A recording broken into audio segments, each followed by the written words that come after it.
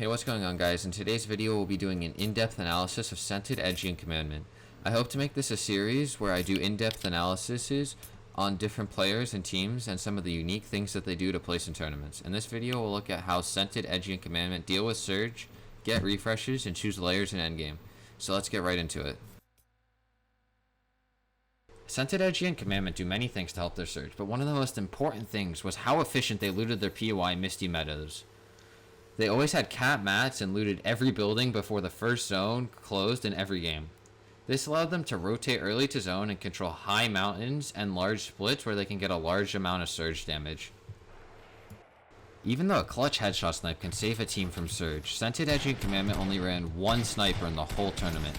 This was in the last game when surge wasn't that important because there was a lot of teams fighting each other and the game was relatively unstacked.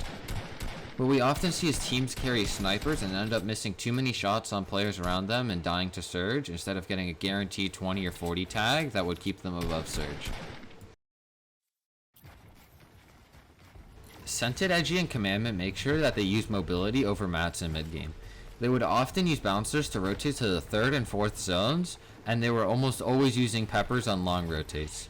This allows them to play out their mats in endgame and find picks in endgame with those mats that they save throughout the early game.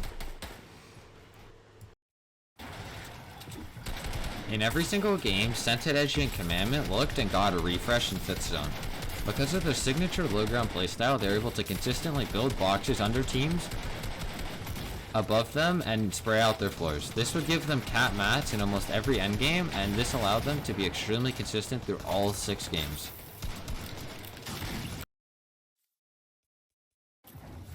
Scented, Edgey, and Commandment are a notorious low ground team. They are so committed to low ground that even when a height play is free, like in game 1, they don't take it. I don't recommend that your trio be this devoted to an endgame plan as they are, but having a plan and sticking to it is how you become a lot more comfortable in these intense endgame situations. One of the largest strengths of this trio is their fluid tarping. Scented tarps the first moving zone until he runs out of hard mats. Most trios would stop and split mats, allowing more trios to potentially cut them off. What this trio does is once Scented has ran out of hard mats, Commandment immediately takes over. This allows them to constantly stay at the front side of zone and allows Scented to start looking for kills while Commandment is tarping. If you have multiple strong tarpers on your team, I highly recommend this setup. This trio has spectacular spacing in the endgame. They are constantly staying within 1 or 2 tiles of each other. This prevents them from getting randomly jumped in on, and it also allows them to find more refreshes as a team.